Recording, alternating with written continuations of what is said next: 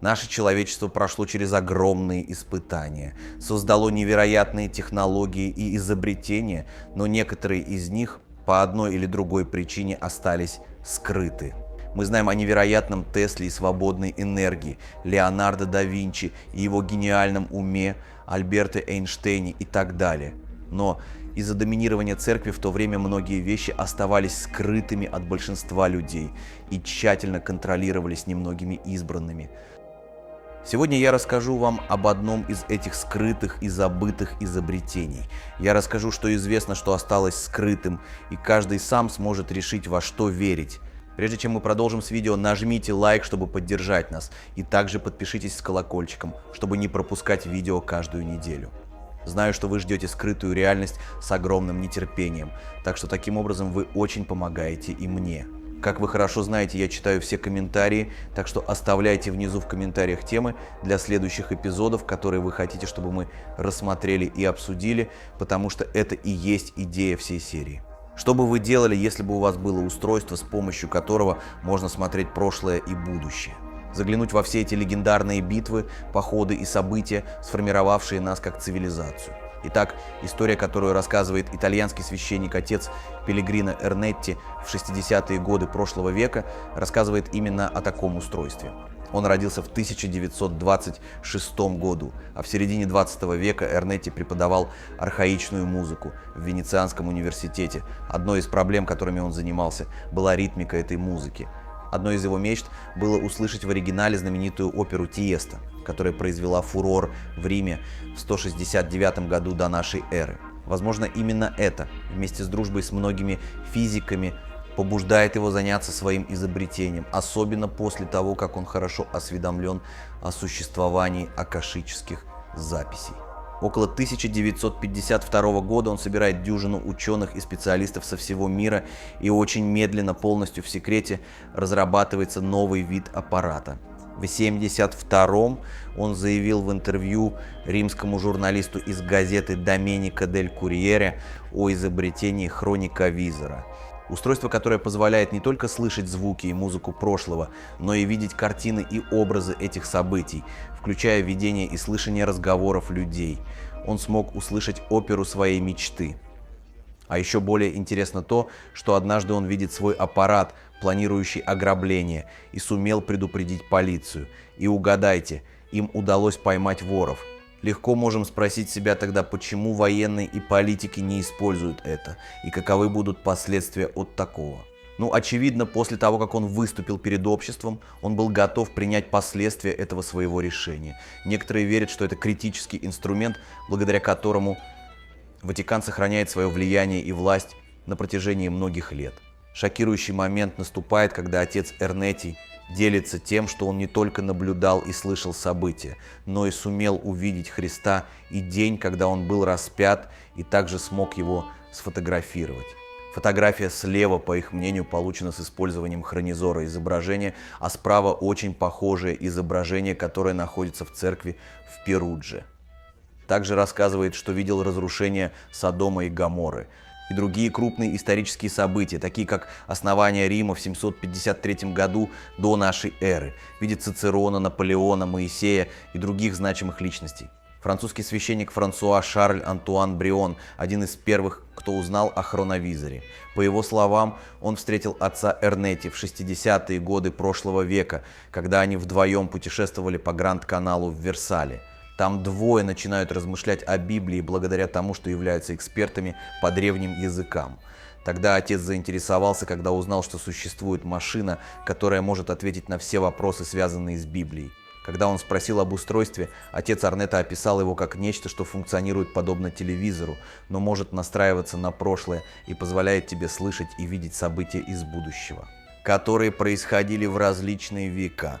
Это, конечно, сначала звучит довольно пугающе, конечно. На данный момент мы все еще можем сказать, что это полная выдумка. Но следующее доказательство покажет, что вещи не такие уж абсурдные. Пьер Мунье, молодой французский офицер, который обладал способностью общаться с миром мертвых или энергетическим миром, в 1999 году раскрывает нам информацию, которую получает из загробного мира, которая могла бы объяснить хроновизор. Он установил связь со своей матерью, которая хотела поехать и совершить паломничество на места, где погиб Муния. У нее было странное ощущение, что она видит и слышит что-то из этого сражения, а он объясняет, что это не иллюзия, а нечто вполне естественное, но очень немногие, которые его замечают. Всегда остается неизгладимый образ из прошлых картин. То, что вы называете психометрией. То есть, если бы вы знали, как это увидеть, своего рода отпечаток нашего пребывания остается видимым для глаз духа, или все остается в форме информации и энергии. Иногда у вас был пример этого. Вы думаете, что это галлюцинации, но они абсолютно реальны и открыты, по исключению перед вашими глазами. Дорогая матушка, наши тени обитают на полях сражений. Эти явления остаются все еще неизвестными для вашей науки. При этом они были установлены ясновидящими, существами, чья духовная структура обладает неизвестным для других развитием. Все, что приводит в движение различные волны, которыми вы окружены, остается неизгладимым образом, фотографией. Вы поймете этот процесс в самом ближайшем будущем. Речь идет о разновидности телепатии. Я назову ее материальной между волнами и волнами, которая расслабляет как пружина, до некоторой степени стабилизированную картину. Она переходит к движению, стимулированному волнами, подобными тем, которые ее окружали в момент создания. Дала, обратите внимание, между волнами и волнами движение, вновь стимулированное волнами. Вспомните, о чем мы говорили об энергии в последних эпизодах. Если вы не смотрели эпизоды, я оставлю ссылку внизу в описании. Посмотрите их, и многое станет понятно. А для тех, кто смотрел и уже следит за происходящим, начинают ли вещи постепенно складываться в целое. В качестве доказательства работы хронизатора отец Эрнетти представил фотографию Христа, доказывающую его существование как исторической личности. Однако вместо радостного удивления, которое ожидали в Ватикане, это изобретение стало настоящим шоком для папы и кардиналов. И именно эта, на первый взгляд, нелогичная реакция Ватикана показывает, что такое устройство существует и оно работает. О, да, но все-таки что так встревожило Ватикан? Это тот факт, что использование человечеством такого устройства угрожало бы всей фальсифицированной на протяжении тысячелетий человеческой истории. И мы бы узнали, что история, которая написана в наших учебниках, имеет очень мало общего с тем, что действительно произошло.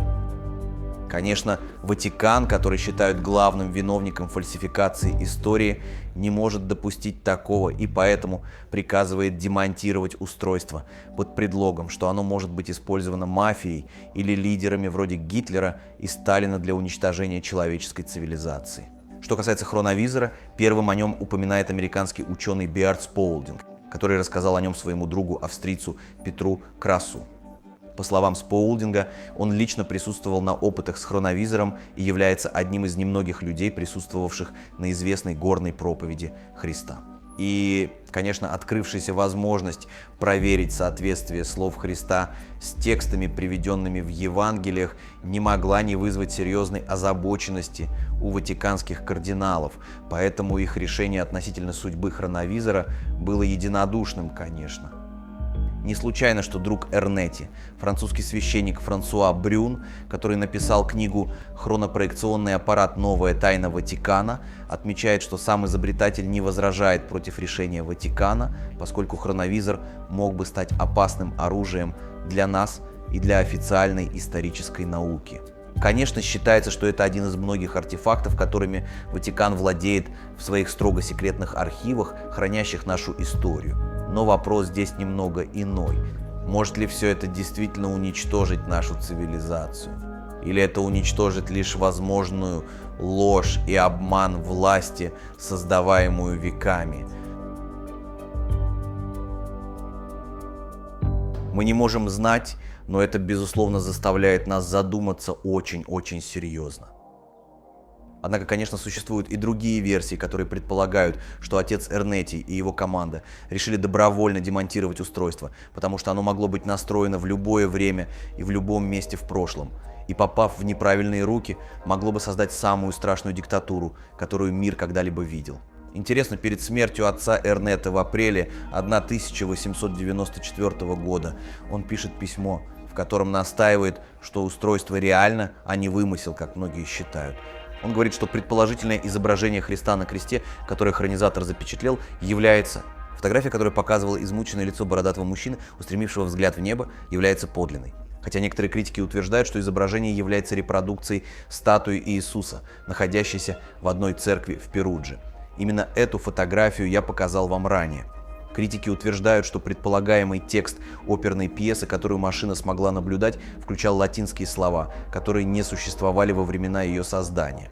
В 1994 году отец Эрнетти также говорит, что Папа Пий XII запрещает раскрывать какие-либо подробности об этом устройстве, потому что машина была очень опасная. Она может ограничить свободу человека, говорит он. Однако в 1988 году Ватикан издает декрет, в котором предупреждается, что каждый, кто использует инструмент с такими характеристиками, будет отлучен от церкви. Согласно многим, это было исключительно ненужное предупреждение, особенно после того, как Ватикан утверждает, что такого устройства вообще нет.